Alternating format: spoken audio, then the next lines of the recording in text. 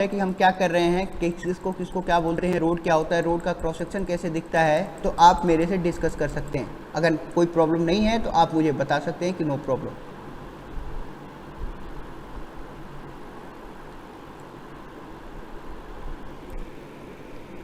समझ में आया नहीं समझ में आया?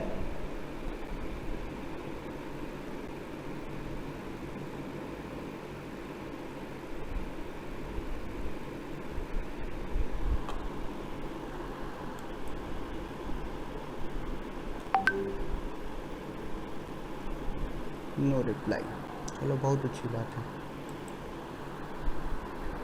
तो ये टर्म्स हम बात कर रहे थे जब लेबलिंग की बात कर रहे थे। लेबलिंग में हमारे पास क्या होता है, लेबलिंग जब हम करते हैं तो हमारे पास एक बेस लाइन होता है। लेबलिंग में हमारे पास क्या होगा, एक बेस लाइन होगा।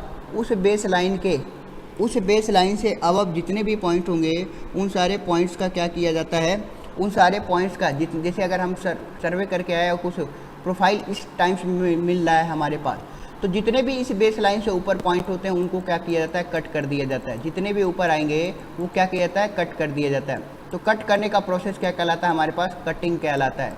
तो जितने भी ऊपर के पॉइंट आएंगे उनको कटिंग कर दिया जाएगा। बेस लाइन से जितने भी नीचे आएंगे वहाँ पे मिट्टी को क्या किया जाता है, फिल किया जाता है। तो ये प्रोसेस कहलाता है हमारे पास फिलिंग। और ये पूरा का पूरा टर्म जो हमारे पास है वो बैंकिंग कहलाता है। क्रॉस सेक्शन के बारे में हमने डिस्कस कर लिया था कि ये हमारे पास विड्थ है, ये हमारे पास डेप्थ है। जो जनरली विड्थ फॉर्मेशन की रखी जाती है वो 8 से 10 मीटर के लिए ही रखी जाती है मैक्सिमम। अब इसके बाद एरिया हमने कैलकुलेट किया। एरिया में जो हमारे पास निकल के आ रहा था वो एरिया कहीं ना कहीं b into D plus S into D square आया था। और जब आप वॉल्यूम की बात करते हैं तो इसमें l का मल्टीप्लिकेशन कर दीजिएगा, l का मतलब लेंथ। अब जो हमने मेथड के बारे में डिस्कशन किया था, डिफरेंट जो हमारे पास मेथड थे, उन मेथड के बारे में हम क्या करते हैं, एक एक करके पढ़ना स्टार्ट करते हैं। तो जो हमारे पास फर्स्ट मेथड आता है उस मेथड का नाम है मिड सेक्शन मेथड। क्या नाम है, मिड सेक्शन। अब ये मिड सेक्शन अप्लाई कब करते हैं, जब हमारे पास क्रॉस सेक्शन की डेप्थ अलग अलग हो। कब अप्लाई करते हैं, जब हमारे पास क्रॉस सेक्शन की डेप्थ हमारे पास क्या हो, अलग अलग हो। जैसे एग्जांपल के रूप में आप यहाँ पे ये टर्म्स अप्लाई कर रहे हैं। अभी हमने जो कैलकुलेशन किया उस कैलकुलेशन में हमने इसको माना था b और ये पोर्शन माना था d। ये जो डेप्थ थी ये d माना था। इस केस में हमने यहाँ पे भी जो डेप्थ है वो भी डी है, यहाँ बीच की जो डेप्थ है वो भी डी है, इधर जो एंड पे है वहाँ भी डी है। लेकिन कभी कभी अगर हमारे पास रियलिटी की बात करें तो कभी कभी हमारे पास क्या हो सकता है कि यहाँ की डेप्थ D1 हो सकती है, यहाँ की कुछ और हो सकती है, यहाँ की कुछ और हो सकती है। तो जैसे सपोज करें कि इस वाले पॉइंट पे D1 है, इस वाले पॉइंट पे D2 है, तो उस केस में जब हमारे पास दो अलग अलग आ रहे होंगे तो उस केस में हम क्या करेंगे, उस केस में ना तो हम D1 को लेके प्रीफर करते हैं ना ही D2 को लेके प्रीफर करते हैं। तो हम क्या करते हैं, इनका मीन निकालते हैं, डी मीन निकालते हैं। मीन का मतलब है एवरेज। तो एवरेज को पूरा मीन ना लिख के शॉर्ट फॉर्म में लिखा जाता है DM, मतलब D का मीन निकालना है। अब यहाँ पे कुछ वैल्यू आई होगी, कुछ वैल्यू यहाँ पे आई होगी, दोनों का एवरेज कर दिया और डिवाइड दोनों को ऐड करके 2 कर दिया, एवरेज आ गया। तो अब हम बात करते हैं जो b into D plus S into D square था। अब वहाँ पे हम ना तो D1 पुट कर सकते हैं ना ही D2 पुट कर सकते हैं। तो उस केस में हम क्या पुट करेंगे, मीन पुट करेंगे और यहाँ से एरिया निकल के आ जाएगा। तो ये एरिया हमारे पास आया, क्रॉस सेक्शन एरिया। इस एरिया में हम लेंथ का मल्टीप्लीकेशन कर देंगे तो हमारे पास वॉल्यूम निकल के आ जाएगा। तो आई होप यहाँ पे ये चीज़ें समझ में आ गई होंगी। b इंटू डी एम, यहाँ पे मीन बस निकालना है, इसीलिए इसका नाम होता है मिड सेक्शन।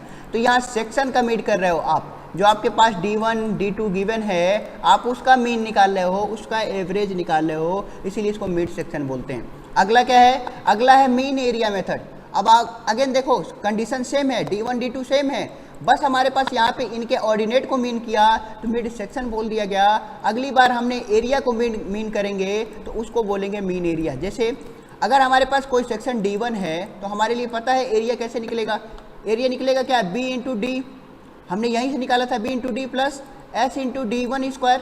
तो ये आपके पास किस सेक्शन का एरिया आएगा, ये पहले सेक्शन का आएगा, क्रॉस सेक्शन 1 का। सिमिलरली अगर D2 है तो यहाँ b into D2 plus S into D2 square, ये आपके पास आएगा सेकेंड एरिया। फर्स्ट एरिया पता है, सेकेंड एरिया पता है, आपको पता है मीन एरिया मेथड है, तो कहीं ना कहीं आप A1 प्लस A2/2 यूज़ करोगे तो यहाँ से क्या आ जाएगा, इसको बोलते हैं मीन एरिया। ये क्या आपके पास आएगा, मीन एरिया आएगा। तो मीन एरिया मेथड में हम एरिया का मीन निकालते हैं। पहला एरिया निकालेंगे, फर्स्ट डेप्थ के बेसिस पे, दूसरा एरिया निकालेंगे सेकंड डेप्थ के बेसिस पे, दोनों एरिया का एवरेज कर देंगे तो हमारे पास मीन एरिया आ जाएगा। और जैसे ही मीन एरिया आएगा, हमें क्वांटिटी पता है, क्वांटिटी कैसे निकलेगी, एरिया इंटू लेंथ। बार बार यही चीज़ें कर रहे हैं, लेंथ हमारे पास कहीं बदल ही नहीं रहा है, तो हमारे पास बदल रहा है क्रॉस सेक्शन एरिया। तीसरा जो मेथड होता है इसको बोलते हैं प्रिज्मॉइडल मेथड, इसको बोलते हैं प्रिज्मॉइडल मेथड। अब ये डायरेक्ट फार्मूला है, formula L/6 A1 A2 + 4 AM। इसमें हमारे पास जो फार्मूला आता है ये आता है सीधे L/6, ये है लेंथ, लेंथ डिवाइड बाई 6। यहाँ पे आपको क्या करना है, A1 + A2 + 4 टाइम्स ऑफ आपका जो मीन एरिया आ रहा था, उस मीन एरिया की वैल्यू पुट करनी है। ऑटोमेटिकली जो आंसर आएगा वो क्वांटिटी ऑफ सैंड होगा। अब ये मेथड कैसे कैसे अडॉप्ट किए जाते हैं, तो इसके लिए मैंने आपको एक न्यूमेरिकल लिखा हुआ है। इस न्यूमेरिकल के बेसिस पे हम क्या करेंगे, इसको समझने की कोशिश करेंगे। तो सबसे पहले मैं यहाँ से ये सारे पॉइंट्स को क्लियर कर दूँ।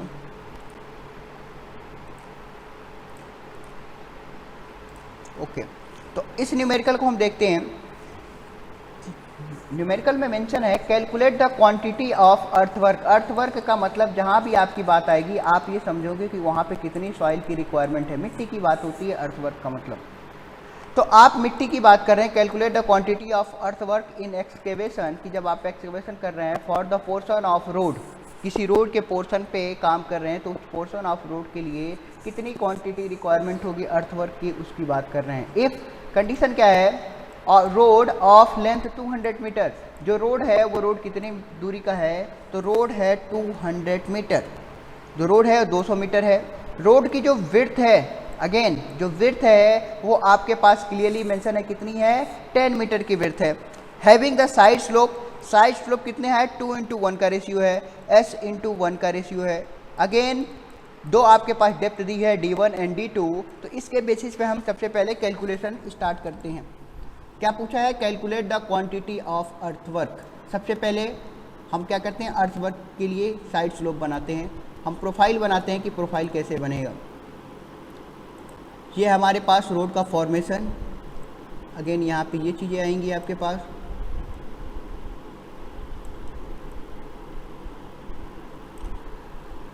यहाँ पे एक डेप्थ D1, यहाँ पे आ जाएगी डेप्थ D2। अब क्वेश्चन के अकॉर्डिंग देखें, आपके पास D1 है 1.5 मीटर, D2 है 2.1 मीटर। ये है D1, ये है आपके पास D2, डेप्थ है। आपको पता है ये जो विड्थ है ये है 10 मीटर की विड्थ, और यहाँ पे भी जो विड्थ आपके पास आने वाली है वो भी आपके पास 10 मीटर की है।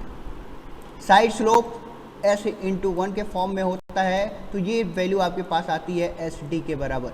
यहाँ पे S की वैल्यू है 2:1, तो यहाँ पे भी जो आपकी वैल्यू आएगी वो SD के टर्म्स में ही आएगी। वो SD कैसे आएगा, हम अलग अलग मेथड, यहाँ पे भी ये वैल्यू आएगी SD के बराबर। इतनी चीज़ें सबको समझ में आ गई होंगी। जो जो चीज़ें हमारे पास मेंशन है हमने उसको यहाँ पे नोट कर लेते हैं। क्वेश्चन के अकॉर्डिंग हमें गिवन डाटा है, गिवन डाटा क्या क्या गिवन है, D1 की वैल्यू हमारे पास गिवन है 1.5 मीटर, 1.5 मीटर। अगेन D2 हमारे पास गिवन है 2.1 मीटर। नेक्स्ट हमारे पास लेंथ में मेंशन है, रोड की जो लंबाई है वो है 200 मीटर। इतने डाटा हमारे पास गिवन है, इतनी चीज़ें हमारे पास गिवन है। और हमने अभी पढ़ा था हमारे पास टोटल 3 मेथड थे, हमारे पास टोटल 3 मेथड थे। पहला था मिड सेक्शन मेथड, पहला मेथड था हमारे पास मिड सेक्शन मेथड। दूसरा मेथड था मीन एरिया मेथड, और तीसरा मेथड था हमारे पास प्रिज्मॉइडल मेथड। तीसरा हमारे पास जो मेथड था वो था प्रिज्मॉइडल मेथड। ये 3 आपने मेथड पढ़े थे। अब इस क्वेश्चन को हम तीनों मेथड से सॉल्व करने की कोशिश करेंगे, और तीनों मेथड से ही क्या करेंगे, इसको सॉल्व करेंगे। ये दोनों टर्म्स हमने डिस्कस कर लिया था। अब तीसरा हम बात करते हैं कैसे होगा। तो सबसे पहले हम मेथड अडॉप्ट करते हैं फर्स्ट मेथड। फर्स्ट मेथड हमारे पास होता है मेथड नंबर 1। जो फर्स्ट मेथड है हम उस मेथड की बात करते हैं मिड सेक्शन मेथड। क्या यूज कर रहे हैं हम? पहला मेथड मिड सेक्शन मेथड।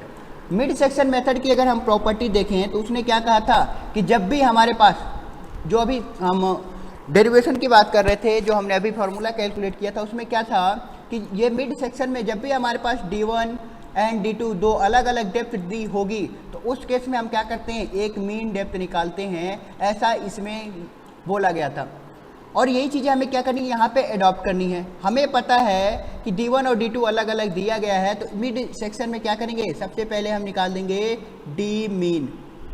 क्या निकाल देंगे? डी मीन, जिसको डिनोट करते हैं DM से। ये किसके बराबर होगा? ये बराबर होगा हमारे पास D1 प्लस D2 बाई 2।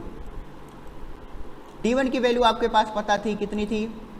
1.5 और D2 की वैल्यू 2.1। तो ये है 1.5 प्लस 2.1 डिवाइड बाई 2। आप वैल्यू बताओ कितनी आ जाएगी? 15 और 21 होता है 36, 36 डिवाइड बाई 2 18। 1.8 मीटर आपके पास ये डेप्थ आ जाएगी, जिसको हम बोल रहे हैं कौन सी डेप्थ है? ये आपके पास मीन डेप्थ आएगी। अगेन अब आपके पास एरिया कैसे निकालना है? तो एरिया के लिए आपने अलग अभी फॉर्मूला पढ़ा था। एरिया के लिए क्या फॉर्मूला होता है? B into DM plus S into D square, S into DM square. अब S क्या है यहाँ पे देखिए, मैंने बोला था S इंटू 1 का रेशियो होता है साइड स्लोप का। तो अगर हम इसका कंपैरिजन करें 2:1 से, तो S की वैल्यू आपसे क्या निकल के आएगी? 2 निकल के आएगी। तो S की वैल्यू आपके पास 2 है। B आपके पास ऑलरेडी से मेंशन था, कितना था? क्वेश्चन आप देखो, विड्थ है 10 मीटर, तो हमने इसको रख दिया 10। मिड सेक्शन में ये वैल्यू आई है 1.8। S की वैल्यू है आपके पास 2 और DM की जो वैल्यू आई है वो आई है 1.8। इसको आप कैलकुलेट करेंगे और वैल्यू आपके पास निकल के आ जाएगी। 1.8 का यहाँ पे क्या है? DM स्क्वायर है, यहाँ से वैल्यू निकल के आएगी। वैल्यू निकल के चेक करते हैं, 10 का मल्टीप्लाई करेंगे 1.8 में, ये आ जाएगा 18। अगेन अगर हमारे पास 1.8 का क्या आ गया है? स्क्वायर आ गया है, तो कहीं ना कहीं हमारे पास 18 का स्क्वायर,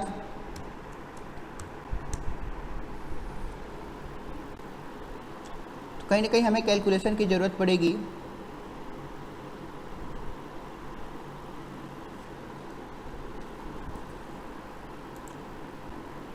तो हम एक बार चेक कर लेते हैं सारी वैल्यू। नेक्स्ट हमारे पास है 1.8 का स्क्वायर, ये आपके पास आ गया 3.24, अगेन मल्टीप्लाई बाई 2। आप वैल्यू देखें, ये आ रहा है 6.48 और 18 ये था, तो यहाँ से आपके पास जो वैल्यू आ रही है वो आ गई 24.68। ये आपके पास क्रॉस सेक्शन एरिया आया। ये आपकी किसकी वैल्यू आ रही है? ये वैल्यू है आपके पास एरिया की। अगेन आपको निकालना क्या है? तो ये चीज़ें आपको पता होनी चाहिए कि आपको क्या निकालना है, आपको क्या कैलकुलेट करना है। तो कैलकुलेशन पर्पज ऑफ व्यू से हम बात करें तो आपको क्या आपको कैलकुलेट करना है? तो इस केस में हमें क्वांटिटी कैलकुलेट करनी है। हमारे पास क्रॉस सेक्शन एरिया है, इस केस में हम क्या करेंगे? क्वांटिटी का फॉर्मूला लगाएंगे। अभी हमने पढ़ा था क्वांटिटी कैसे निकलेगा, क्वांटिटी मींस वॉल्यूम की बात कर रहे हैं। तो क्वांटिटी कैसे निकलता है? Area into length. कैसे मेजर होगा? Area into length. एरिया आपके पास निकल के आया, क्रॉस सेक्शन एरिया 24.68, यहाँ पे मीटर स्क्वायर यूनिट आप मेंशन कर दें, 24.68 एरिया आया 24.68 मल्टीप्लाई बाई लेंथ है आपके पास 200। क्या है लेंथ? 200 मीटर। लेंथ क्यों 200 मीटर है? क्योंकि आप यहाँ पे साफ साफ देख सकते हैं कि मेंशन है कि लेंथ जो है वो हमारे पास 200 मीटर है। तो लेंथ है हमारे पास 200 मीटर। अगेन दोनों का मल्टीप्लिकेशन करें आप, जो आपकी वैल्यू निकल के आ रही है उसकी मल्टीप्लिकेशन करेंगे 24.68 मल्टीप्लाई बाई 200। 24.68 मल्टीप्लाई बाई 200, तो आपके पास कहीं ना कहीं जो वॉल्यूम निकल के आ रहा है 6936 मीटर क्यूब। ये आपके पास इतनी मिट्टी की ज़रूरत पड़ेगी। और अगर आपके पास कहीं रेट लिख दिया कि 1 मीटर क्यूब की रेट इतना है, तो आप डायरेक्टली पैसा भी बता सकते हो कि कितना कॉस्ट आएगा। तो पहला जो मेथड है ये है mid section area method. Mid section method ये चीज़ें सबको समझ में आ गई होंगी। अब हम मूव करते हैं अपने सेकेंड मेथड की तरफ। पहला मेथड सबको क्लियर हो गया होगा, तो अब हम मूव कर रहे हैं अपने सेकेंड मेथड की तरफ। पहला है मिड सेक्शन से कैलकुलेट किया, एरिया है 24.48 मल्टीप्लाई किया 4896। तो यहाँ से आपके पास ये वैल्यू आ रही होगी 4896, 24.48। एरिया कितना आ रहा था 24.48। जब आप 24.48 का मल्टीप्लाई करेंगे यहाँ पे, ये एरिया जो आपके पास निकल के आएगा वो करीब 4896। 24.48 मल्टीप्लाई बाई 200, 4896 ये आपके पास यहाँ पे एरिया आ जाएगा। 4896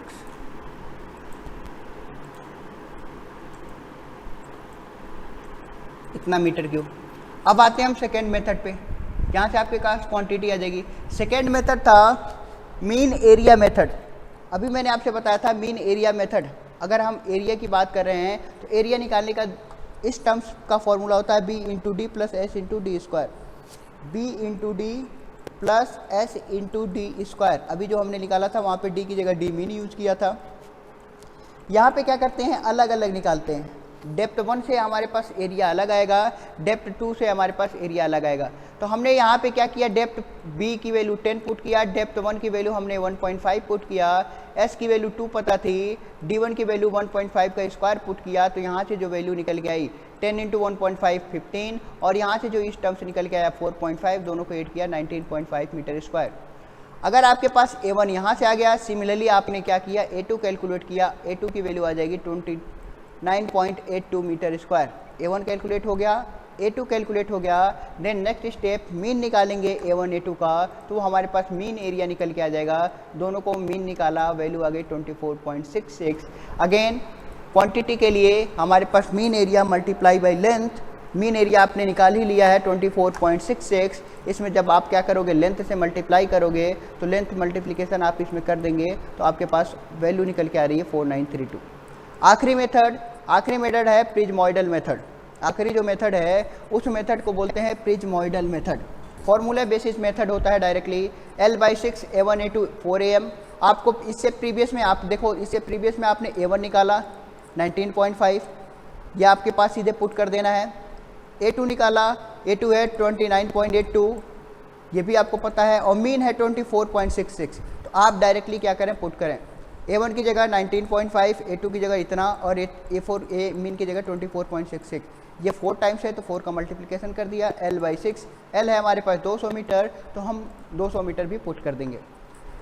तो यहाँ से जो आपके पास वैल्यू निकल के आएगी, इन तीनों को ऐड करेंगे तो वैल्यू आ रही है 147.96, और यहाँ है 200/6, वैल्यू निकालो तो आ रही है 4932 मीटर क्यूब।